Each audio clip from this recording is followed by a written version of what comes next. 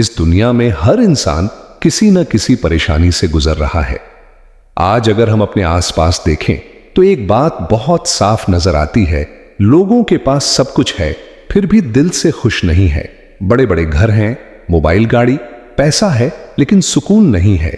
कोई रोजी से परेशान है, कोई सेहत से, कोई रिश्तों से और कोई अकेलेपन से। हर इंसान परेशान है, हर घर में तनाव है, हर चेहरे पर मुस्कान नकली है। लोग आजकल खुश नहीं है, उनकी घर में बरकत नहीं है। आखिर ऐसा क्यों? क्या हम इस पर गौर कर रहे हैं? पहले के लोग ज्यादा अमीर नहीं थे, उनके पास बड़ी गाड़ियां नहीं थीं, महंगे मोबाइल नहीं थे, बड़े घर नहीं थे, फिर भी उनके दिलों में सुकून था। आज इंसान के पास सब कुछ है लेकिन चैन नहीं है। आखिर फर्क क्या है? फर्क सिर्फ एक चीज का है। पहले के लोग अल्लाह को अपनी जिंदगी के बीच में रखते थे। आज के लोग अल्लाह को वक्त मिलने पर याद करते हैं। पहले सुबह की शुरुआत फज्र से होती थी, घर में कुरान की आवाज होती थी, मां बाप की दुआ साथ होती थी। आज सुबह की शुरुआत मोबाइल से होती है, नमाज बाद में, और दुनिया पहले पहले थोड़े पैसों में भी लोग खुश रहते थे क्योंकि दिल अमीर था। आज पैसे ज्यादा हैं लेकिन दिल गरीब हो गया है। पहले लोग सब्र करना जानते थे, शुक्र अदा करना जानते थे, जो मिला उसमें खुश रहना जानते थे। आज इंसान ज्यादा चाहता है और जो है उसकी कदर नहीं करता। पहले रिश्तों में मिठास थी, भाई भाई के साथ खड़ा रहता था, पड़ोसी परिवार जैसा होता था। आज रिश्ते मतलब से जुड़े हैं, फायदा खत्म, रिश्ता खत्म। पहले घरों में अल्लाह का जिक्र होता था, इसलिए वहां रहमत होती थी। आज घरों में शोर और बेवजह की बातें हैं, इसलिए सुकून नहीं है। पहले लोग कहते थे जो अल्लाह ने दिया वही बेहतर है। आज लोग कहते हैं और चाहिए, यही और चाहिए। इंसान को बेचैन कर देता है। दिलों का सुकून पैसे से नहीं आता, सुकून अल्लाह की याद से आता है। जब इंसान अपने रब से जुड़ा रहता है तो हालात जैसे भी हों, दिल मजबूत रहता है। पहले के लोग कम में भी खुश थे क्योंकि उनका भरोसा अल्लाह पर था। आज इंसान ज्यादा में भी परेशान है क्योंकि उसका भरोसा दुनिया पर है। अगर आज हमें वही सुकून चाहिए तो हमें वही रास्ता अपनाना होगा। नमाज, सब्र, शुक्र और अल्लाह पर पूरा यकीन। याद रखो, असली अमीरी पैसे की नहीं होती, असली अमीरी दिल की होती है। और जिस दिल में अल्लाह हो वो दिल कभी गरीब नहीं होता। अल्लाह ने इंसान को दुनिया में यूं ही नहीं भेजा बल्कि एक मकसद के साथ भेजा है। इस्लाम के मुताबिक दुनिया की जिंदगी एक इम्तिहान है और इंसान को यहां अल्लाह की रजा के मुताबिक रहना है। अल्लाह ने हमें बताया कि इस दुनिया में रहते हुए दिल आखिरत से जुड़ा रहना चाहिए। इंसान खाए पिए कमाए लेकिन हर काम हलाल तरीके से करे और किसी पर जुल्म न करे। अल्लाह ने कुरान में फरमाया कि मैंने इंसान और जिन्न को सिर्फ अपनी इबादत के लिए पैदा किया है। इसका मतलब यह है कि इंसान की पूरी जिंदगी इबादत बन सकती है अगर वह अल्लाह को याद रखकर चले। नमाज कायम करना, रोजा रखना, जकात देना और हर हाल में अल्लाह पर भरोसा करना, यही सही जिंदगी है। अल्लाह चाहता है कि इंसान सच्चा हो, ईमानदार हो और अच्छे अखलाकम वाला हो। मोहम्मद सल्लल्लाहु अलैहि वसल्लम ने सिखाया कि सबसे बेहतर इंसान वही है जिसका अखलाक सबसे अच्छा हो। इस्लाम हमें सब्र और शुक्र की तालीम देता है। अगर दुख आए तो सब्र करो और अगर खुशी मिले तो अल्लाह का शुक्र अदा करो। दुनिया की दौलत और शोहरत कुछ दिनों की है, असली कामयाबी आखिरत की है। इंसान को चाहिए कि वह गुनाहों से बचे, झूठ, धोखा और नफरत से दूर रहे और अगर कभी गलती हो जाए तो अल्लाह से तौबा करे क्योंकि अल्लाह बहुत बड़ा माफ करने वाला है। इस तरह अल्लाह ने हमें सिखाया कि दुनिया में रहो मगर दुनिया को दिल में न बसाओ बल्कि अल्लाह की याद के साथ एक पाक साफ और सादगी भरी जिंदगी जियो ताकि दुनिया भी संवर जाए और आखिरत भी। सुकून बाहर की दुनिया में नहीं, आपके अंदर है और वह रास्ता अल्लाह की इबादत और उसकी रजा में छिपा है। अगर आप आज अपनी जिंदगी में बेचैन हैं तो एक बार सच्चे दिल से अपने रब को पुकार कर देखें, सजदे में गिर कर देखें। नमाज सिर्फ एक इबादत नहीं बल्कि अल्लाह से सीधा कनेक्शन है। जब इंसान सजदे में होता है तो वह अपने रब के सबसे करीब होता है। हदीस में आता है कि जब नबी करीम सल्लल्लाहु अलैहि वसल्लम परेशान होते तो बिलाल रजी अनहा से कहते, ऐ बिलाल, अजान दो और हमें नमाज के जरिए सुकून पहुंचाओ। इंसान तब सबसे ज्यादा परेशान होता है जब वह अपनी अना के लिए जीता है। कुरान सिखाता है कि अपनी जिंदगी का मकसद अल्लाह की रजा बना लो। जब आप दूसरों की तारीफ या बुराई की परवाह किए बिना काम करते हैं तो आपका दिल हल्का हो जाता है। लोगों को खुश करने की दौड़ छोड़ दें, सुकून अपने आप आ जाएगा। अक्सर हमारे दिल की बेचैनी हमारे गुनाहों या गलतियों के बोझ की वजह से होती है। अल्लाह फरमाता है कि वह तौबा करने वालों को पसंद करता है। जब हम अपनी गलती मान लेते हैं और अल्लाह से माफी मांगते हैं तो वह गिल्ट खत्म हो जाता है जो हमें अंदर ही अंदर खा रहा होता है। कुरान कहता है, अल्लाह की रहमत से मायूस न हो, यह उम्मीद ही सुकून है। इंसान सबसे ज्यादा अपनी रोजी रोटी और भविष्य को लेकर परेशान रहता है। कुरान में साफ लिखा है, जमीन पर चलने वाला कोई जानदार ऐसा नहीं जिसका रिज्क अल्लाह के जिम्मे न हो। जब आप यह मान लेते हैं कि मेहनत मेरे हाथ में है लेकिन नतीजा अल्लाह के हाथ में, तो आपकी आधी चिंता खत्म हो जाती है। सुकून कोई मंजिल नहीं है जिसे आप पा लेंगे, बल्कि यह एक सफर है जो अल्लाह की याद के साथ हर रोज तय करना पड़ता है। अस्सलाम अलैकुम दोस्तों, आज हम एक ऐसे विषय पर बात करेंगे जो टूटे हुए दिलों को जोड़ देता है और मायूस चेहरों पर मुस्कान ले आता है, और वह है अल्लाह सुब्हानहू व ताला की बेपनाह रहमत। इंसान दुनिया की ठोकरों से परेशान होकर जब चारों तरफ अंधेरा देखता है तब उसे सिर्फ एक ही दरवाजा खुला मिलता है, और वह है उसके रब की रहमत का दरवाजा। अल्लाह ने कुरान मजीद में साफ तौर पर फरमाया है कि मेरी रहमत ने मेरी हर चीज को घेर रखा है, यानी कायनात की हर जर्रे जर्रे में उसकी रहमत मौजूद है। हम अक्सर गुनाह करके यह सोचने लगते हैं कि अब अल्लाह हमें माफ नहीं करेगा। हम इतने बुरे हो चुके हैं कि शायद अब हमारे लिए वापसी का कोई रास्ता नहीं बचा। लेकिन रुकिए, अल्लाह तो सूरह अज जुमर में पुकार पुकार कर कहता है कि ऐ मेरे वो बंदो जिन्होंने अपनी जानों पर जुल्म किया है, अल्लाह की रहमत से कभी मायूस न होना। बेशक अल्लाह तमाम गुनाहों को माफ करने वाला है। सोचिए, वह रब कितना रहीम है जो 70 माओं से भी ज्यादा मोहब्बत करता है।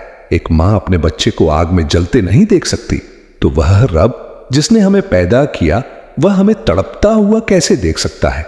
अल्लाह की रहमत का अंदाजा इस बात से लगाइए कि अगर हम एक कदम उसकी तरफ बढ़ाते हैं तो वह 10 कदम हमारी तरफ आता है। अगर हम चलकर जाते हैं तो वह दौड़ कर आता है। सुबहान अल्लाह, हम रात भर गुनाह करते हैं लेकिन वह सुबह फिर हमारे लिए रिज्क का दरवाजा खोल देता है। वह हमें सांसें देता है। वह हमें जलील नहीं करता बल्कि हमें मौका देता है कि हम पलट आएं। अल्लाह की रहमत सिर्फ इंसानों के लिए नहीं बल्कि परिंदों, जानवरों और हर मखलूक के लिए है। हदीस में आता है कि अल्लाह ने रहमत के 100 हिस्से किए, जिसमें से सिर्फ एक हिस्सा इस पूरी दुनिया में भेजा है, जिसकी वजह से एक मां अपने बच्चे से प्यार करती है और जानवर अपने बच्चों का ख्याल रखते हैं। तो सोचिए, बाकी के 99 हिस्से उस रब ने अपने पास रखे हैं जो वह कयामत के दिन अपने मोमिन बंदों पर न्यौछावर करेगा। अल्लाह की रहमत का सबसे बड़ा सबूत यह है कि उसने हमें तौबा का तोहफा दिया है। तौबा वह चाबी है जो बंद दरवाजों को खोल देती है। जब बंदा सच्चे दिल से शर्मिंदा होकर एक आंसू बहाता है तो वह आंसू जहन्नम की आग को बुझा देता है। अल्लाह को अपने बंदे का रोना और गिड़गिड़ाना बहुत पसंद है। वह तो बहाने ढूंढता है हमें माफ करने के लिए। कभी वजू के गिरते पानी के साथ हमारे गुनाह झाड़ देता है, तो कभी नमाज के सजदों में हमें पाक कर देता है। कभी किसी गरीब की मदद करने पर वह खुश हो जाता है, तो कभी किसी प्यासे जानवर को पानी पिलाने पर जन्नत का फैसला कर देता है। दोस्तों, जिंदगी की मुश्किलों से मत घबराओ, क्योंकि हर मुश्किल के साथ आसानी है, और वह आसानी अल्लाह की रहमत ही तो है।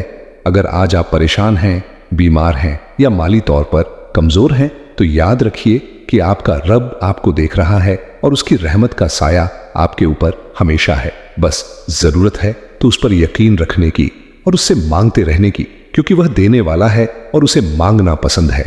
कभी यह मत कहना कि मेरी तकदीर खराब है, बल्कि यह कहो कि मेरा रब बहुत रहीम है और वह मेरी बिगड़ी जरूर बनाएगा। अल्लाह की रहमत का दामन थामे रखिए और कभी उम्मीद का साथ न छोड़ें, क्योंकि मायूसी कुफ्र है और अल्लाह की रहमत बेहिसाब है। इसका मतलब यह नहीं है कि दुनिया का कोई वजूद नहीं है, बल्कि इसका मतलब यह है कि इसकी चमक धमक इंसान को उस असली मकसद से भटका देती है जिसके लिए उसे पैदा किया गया है। हम यहां हमेशा के लिए नहीं आए हैं। हकीकत यह है कि यह दुनिया एक मुसाफिर खाने की तरह है। जैसे एक मुसाफिर पेड़ के साये में थोड़ी देर सुस्ताने के लिए रुकता है और फिर अपनी मंजिल की तरफ चल देता है, वैसे ही हम भी यहां मुसाफिर हैं। यह दुनिया सिर्फ एक जरिया है, मकसद नहीं। अगर हम इस दुनिया को अल्लाह की रजा के लिए इस्तेमाल करें तो यही दुनिया हमारे लिए जन्नत का रास्ता बन सकती है। लेकिन अगर हम इसमें डूबकर खुदा को भूल जाएं तो यही धोखा बन जाती है। हकीकत यह है कि मौत इस धोखे की दीवार को ढा देगी और इंसान की आंखें तब खुलेंगी जब वापस लौटने का कोई रास्ता नहीं होगा। अक्लमंद वही है जो इस फानी मिट जाने वाली दुनिया में रहकर उस दुनिया की तैयारी करे जो लाफानी हमेशा रहने वाली है। अल्लाह के रसूल सल्लल्लाहु अलैहि वसल्लम ने फरमाया कि इस दुनिया की मिसाल आखिरत के मुकाबले ऐसी है जैसे तुम में से कोई अपनी उंगली समंदर में डाले और फिर देखे कि उस पर कितना पानी लगा है। सोचिए, समंदर का बेहिसाब पानी आखिरत है और उंगली पर लगा वो थोड़ा सा पानी दुनिया है। हम उस एक बूंद के लिए पूरे समंदर को नजरअंदाज कर देते हैं। हुब्बुल दुनिया, दुनिया की मोहब्बत का नुकसान कहा जाता है कि तमाम बुराइयों की जड़ दुनिया की मोहब्बत है। जब इंसान के दिल में दुनिया बैठ जाती है तो उसे हलाल और हराम का फर्क नहीं दिखता। वह दूसरों के हक मारना शुरू कर देता है। उसे मौत से डर लगने लगता है क्योंकि उसका इन्वेस्टमेंट सिर्फ इसी दुनिया में होता। दुनिया बुरी नहीं है अगर इसे सही तरीके से इस्तेमाल किया जाए। नबी करीम रसूल सल्लल्लाहु अलैहि वसल्लम ने फरमाया, दुनिया आखिरत की खेती है, यानी आप यहां जो बोएंगे, अच्छे काम, सदका, नमाज, अखलाक, वही आखिरत में काटेंगे। अगर खेत ही नहीं होगा तो फसल कहां से आएगी? इसलिए दुनिया में रहें, पर दुनिया को अपने दिल के अंदर न आने दें। और जो कुछ अल्लाह ने तुम्हें दे रखा है उससे आखिरत के घर की तलाश करो और दुनिया में से भी अपना हिस्सा न भूलो। हाथ में दुनिया, दिल में खुदा। आप मेहनत करें, पैसा कमाएं, अच्छे कपड़े पहने और तरक्की करें, यह मना नहीं है। मोहब्बत का मरकज परेशानी तब होती है जब दुनिया का नुकसान होने पर आप टूट जाएं या दुनिया को पाने के लिए गलत रास्ता अख्तियार करें। अमानत, दुनिया की हर चीज को अल्लाह की अमानत समझे, अपनी मिल्कियत नहीं। हजरत अली रजी अन्हा ने फरमाया था कि दुनिया की मिसाल समंदर जैसी है और इंसान के दिल की मिसाल कश्ती नाव जैसी। जब तक कश्ती पानी के ऊपर रहती है वह तैरती है और मंजिल तक पहुंचती है, लेकिन जैसे ही पानी कश्ती के अंदर दाखिल हो जाता है कश्ती डूब जाती है। मौला अली ने दुनिया की हकीकत को बहुत ही खूबसूरत तरीके से बयान किया है। दुनिया और साया, दुनिया की मिसाल साए जैसी है। अगर तुम इसके पीछे भागोगे तो इसे कभी पकड़ नहीं पाओगे, लेकिन अगर तुम इससे पीठ फेर लोगे, अल्लाह की तरफ चलोगे, तो यह खुद तुम्हारे पीछे आएगी। दौलत का सही ठिकाना, दौलत को अपने हाथों में रखो, अपने दिल में जगह न दो, क्योंकि हाथ से चीज गिर जाए तो दुख नहीं होता, लेकिन दिल से निकल जाए तो इंसान टूट जाता। एक मशहूर सूफी फरमाते हैं कि एक परिंदा समंदर के ऊपर से उड़ेचता है, वह पानी को देखता है, कभी कभी उसमें डुबकी लगाकर मछली भी पकड़ ढाता है, लेकिन वह समंदर में घर नहीं बनाता। उसका घर ऊंचे पेद्धों या आसमान की ऊंचाइयों में होता है। सीख आप भी दुनिया के इस समंदर का इस्तेमाल करें, अपनी जरूरतें पूरी करें, लेकिन अपना बसेरा, अपना दिल और मकसद हमेशा अल्लाह की याद और आखिरत में रखें। दुनिया को अंदर आने से कैसे रोकें? अगर आप चाहते हैं कि दुनिया आपके दिल पर हावी न हो तो इन 3 बातों पर गौर करें। शुक्र और सब्र। जब कुछ मिल जाए तो अहंकार के बजाय अल्लाह का शुक्र करें, और जब कुछ छिन जाए तो रोने धोने के बजाय सब्र करें। यह इस बात की निशानी है कि वह चीज आपके दिल में नहीं थी। मौत की याद कभी कभी यह सोचना कि एक दिन सब यहीं रह जाना है, इंसान के दिल से दुनिया का लालच कम कर देता है। मदद का जज्बा, जब आप अपनी मेहनत की कमाई दूसरों पर खर्च करते हैं तो धीरे धीरे पैसे और सामान की मोहब्बत दिल से कम होने लगती है। अल्लाह के रसूल सल्लल्लाहु अलैहि वसल्लम ने यह दुआ अक्सर मांगा करते थे, ऐ अल्लाह, हमारी दुनिया को हमारे हाथों में रख, हमारे दिलों में नहीं सोचिए। जब आप किसी सफर पर जाते हैं और किसी होटल में एक रात के लिए रुकते हैं, तो क्या आप वहां की दीवारों पर पेंट करवाने लगते हैं? क्या आप वहां नया फर्नीचर खरीदते हैं? नहीं, आप जानते हैं कि यह आपका घर नहीं है, आपको सुबह निकल जाना है। सीख दुनिया भी एक मुसाफिर खाना है। यहां की सुख सुविधाओं का आनंद लें, लेकिन उनसे इस कदर न जुद्धें कि जब चेकआउट मौत का वक्त आए तो आपको तकलीफ हो। कुरान की गवाही पछतावे का मंजर। कुरान मजीद में अल्लाह ताला ने उस लम्हे का जिक्र किया है जब इंसान मौत को सामने देखकर पछताएगा। सूरतुल मुअमिनून। यहां तक कि जब उनमें से किसी की मौत आ जाती है तो वह कहता है, ऐ मेरे रब, मुझे वापस दुनिया में भेज दे ताकि मैं उस जिंदगी में नेक अमल करूं जिसे मैं छोड़ने आया हूं। हरगिज नहीं, ये तो बस एक बात है जो वह कह रहा है। सूरतुल मुनाफिकून। वहां इंसान कहेगा कि ऐ अल्लाह, मुझे थोड़ी सी मोहलत और दे दे ताकि मैं सदका दान कर सकूं और नेक लोगों में शामिल हो जाऊं। पछतावा किस बात का होगा? मौत के वक्त इंसान को 3 चीजों का सबसे ज्यादा अफसोस होता है। वक्त की बर्बादी, मैंने उन चीजों को कमाने में पूरी जिंदगी लगा दी जो यहीं रह गई, और उस सफर की तैयारी नहीं की जहां मुझे हमेशा रहना है। रिश्तों में कड़ीडीडी चवाहट, अपनों से माफी न मांग पाना या किसी का हक मारना। दुनिया की मोह माया, यह एहसास कि जिस ओहदे और पैसे के लिए मैंने झूठ बोला या गुनाह किए, आज वह मेरे किसी काम के नहीं। इस पछतावे से कैसे बचें? आज का पछतावा सिर्फ मरने के बाद नहीं, बल्कि मरने से पहले काम आता है। बुजुर्गों ने इसका एक बहुत ही खूबसूरत हल बताया है। मरने से पहले मर जाओ। इसका मतलब यह नहीं कि आप जान दे दें, बल्कि इसका मतलब है कि अपनी अहंकार और गलत इच्छाओं को मार दें। तौबा, अगर आज हम अपनी गलतियों की माफी मांग लें तो मौत के वक्त का पछतावा सुकून में बदल सकता है। हुकूकुल इबाद, लोगों के हक। किसी का दिल न दुखाएं। अगर किसी का हक मारा है तो उसे लौटा दें। याद इलाही, दिल में अल्लाह को बसा ले। जब दिल में मालिक होता है तो मौत जुदाई नहीं बल्कि मुलाकात बन जाती है। मौत का याद आना असल में अल्लाह की तरफ से एक अलार्म है। यह हमें डराने के लिए नहीं बल्कि हमें जागने के लिए है, ताकि जब वह वक्त आए तो हमारे चेहरे पर पछतावा नहीं बल्कि एक मोमिन की मुस्कुराहट हो। आखिरत की जिंदगी हमेशा की है दुनिया। चंद साल, 60 या 70 साल औसतन आखिरत ला महदूद, जिसका कभी अंत नहीं। आखिरत के दिन की कुछ बड़ी हकीकतें, हिसाब किताब, उस दिन कोई किसी का बोझ नहीं उठाएगा। इंसान अपने हर छोटे बड़े अमल के लिए जवाबदेह होगा। जिसने जर्रा बराबर भी नेकी की होगी वह उसे देख लेगा, और जिसने जर्रा बराबर भी बुराई की होगी वह उसे देख लेगा। सूरतुल झलझाल अदालत इलाही। वहां कोई सिफारिश बिना इजाजत, कोई रिश्वत या कोई झूठ काम नहीं आएगा। वहां गवाही इंसान की जुबान नहीं बल्कि उसके हाथ, पैर और जमीन देगी। कामयाबी का पैमाना, दुनिया में कामयाब वह है जिसके पास पैसा है, लेकिन आखिरत में कामयाब वह है जिसका नामा ए अमाल सीधे हाथ में दिया जाएगा। आखिरत की फिक्र करने वाले को क्या मिलता है? हजरत मोहम्मद सल्लल्लाहु अलैहि वसल्लम ने फरमाया, जिसका मकसद आखिरत होती है, अल्लाह उसके दिल को गनी बेपरवाह अमीर कर देता है और दुनिया उसके पास जलील होकर कदमों में आती है। और जिसका मकसद सिर्फ दुनिया होती है, अल्लाह मुफलिसी गरीबी उसकी आंखों के सामने रख देता है। आखिरत की तैयारी कैसे करें? हुकूक अल्लाह, नमाज और जिक्र के जरिए अल्लाह से ताल्लुक मजबूत करना। हुकूकुल इबाद, लोगों के साथ अच्छा सलूक करना। आखिरत में सबसे ज्यादा लोग बदजुबानी और जुल्म की वजह से पकड़े जाएंगे।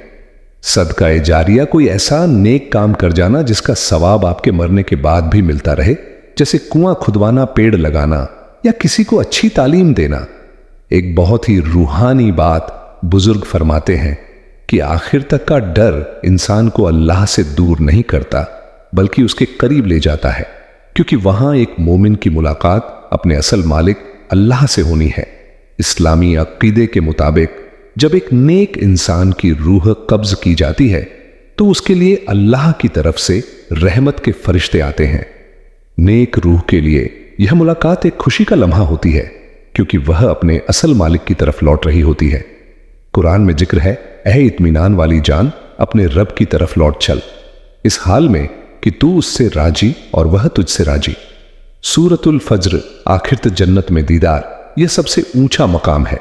जन्नतियों के लिए सबसे बड़ी नेमत न तो हूरें होंगी और न ही महल, बल्कि अल्लाह का दीदार होगा, बेपर्दा दीदार। हदीस में आता है कि जैसे हम 14वीं के चांद को साफ साफ देखते हैं, वैसे ही जन्नती अपने रब का दीदार करेंगे। रजामंदी अल्लाह अपने बंदों से पूछेगा कि क्या वे खुश हैं, और फिर अपनी जात का दीदार कराएगा।